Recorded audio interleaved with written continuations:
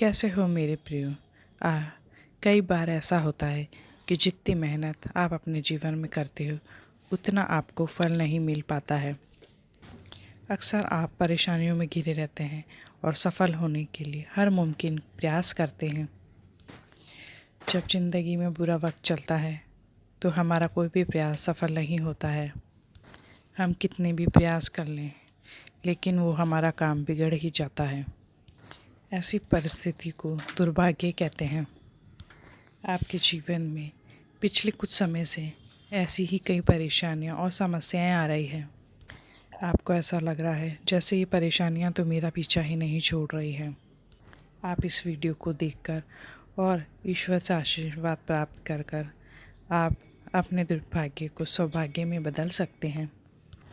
आज का ये संदेश आपकी फूटी किस्मत को संवारने के लिए आया है। ईश्वर ने आपको ये संदेश दिया है। क्या ईश्वर को सुनने के लिए, ईश्वर का ये अनमोल संदेश सुनने के लिए क्या आपके पास 5 मिनट है?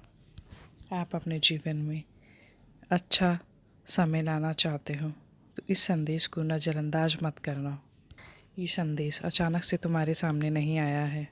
जैसे ही तुमने यूट्यूब खोला और इस वीडियो का अचानक से तुम्हारे सामने आना कोई संयोग नहीं है। ये ईश्वर की ही कृपा है तुम पर, और वो समझ चुके हैं कि तुम कितने ज़्यादा परेशान हो। तुम उनके प्रिय हो, इसलिए वो तुम्हारा मार्गदर्शन करने ईश्वर खुद आए हैं। अपने संदेश के माध्यम से वो तुम्हारी ज़िंदगी में 4 चाँद लगाना चाहते हैं। इसलिए ईश्वर की सारी बातों को मानना और इस संदेश को अंत तक सुनना। इस संदेश को सुनने के बाद तुम्हें अपने जीवन से जुड़ी ऐसी ऐसी बातें सुनने को मिलेगी जिससे तुम्हारा मन हल्का हो जाएगा। अगर तुमने अहंकार दिखाया, अभिमान दिखाया और इस संदेश को नज़रअंदाज किया तो तुम आने वाले कल के जिम्मेदार स्वयं होंगे।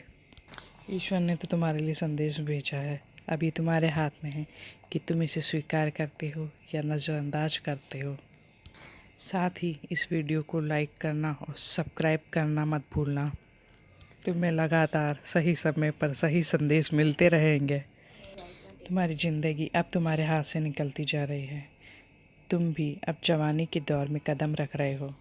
धीरे धीरे ही जवानी का दौर भी निकल जाएगा और तुम बुढ़ापे के दौर में इतना काम नहीं कर पाओगे और उस वक्त तुम ऐसी कोई युक्ति नहीं लगा पाओगे जो तुम्हें ज़िंदगी में आगे बढ़ाए, क्योंकि समय बीत गया होगा और इसी समय की वैल्यू को तुम्हें समझना होगा। कभी कभी मन होता है तो इंस्टाग्राम चलाते हैं, यूट्यूब चलाते हैं और कब उनको देखते देखते 3 से 4 घंटे निकलते हैं पता भी नहीं चलता। इसलिए अपने समय की वैल्यू को समझो, और क्योंकि हर दिन हर नया सवेरा आपकी ज़िंदगी में एक नई किरण को लेकर आता है और तुम इस कीमती समय को बेवजह बर्बाद कर दोगे तो तुम्हारे हाथ कुछ भी नहीं लगेगा। एक बात हमेशा ध्यान रखना, ईश्वर ने हर व्यक्ति को कुछ न कुछ खास टैलेंट दिया है। उसे निखारने के लिए उसे लगातार काम करना होगा। अगर तुम यूं ही अपना समय बर्बाद करते रहोगे तो ना वो व्यक्ति कभी अपने टैलेंट को पहचान पाएगा और ना ही अपनी उस सफलता को छू पाएगा जो वो चाहता है। एक बात याद रखना, ज़िंदगी में हम क्या बनते हैं ये हम पर निर्भर करता है।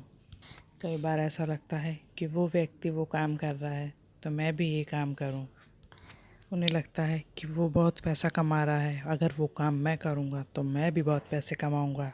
और जब तुम उस काम में घुस जाते हो तो तुम्हें समझ आ जाता है कि वो काम तुम्हारे लिए नहीं है, क्योंकि तुम देखा देखी करके उस काम को करने के लिए बैठते हो। तुम उस काम को कर रहे हो जो उस काम को तुम दुनिया में देख रहे हो। तुम उस काम से बहुत जल्दी बोर हो जाओगे और तुम्हारा उस काम से मन उठ जाएगा। वो व्यक्ति उस काम में माहिर था और इसलिए उसने उस काम को चुना, इसलिए वो उस काम में कामयाब भी हुआ, क्योंकि वो वही करना चाहता था। तुम खुद से सवाल करो कि तुम अपने जीवन में क्या करना चाहते हो। यूँ देखा देखी करके अपने जीवन के निर्णय मत लो, क्योंकि ईश्वर ने सबको अलग अलग खास टैलेंट दिया।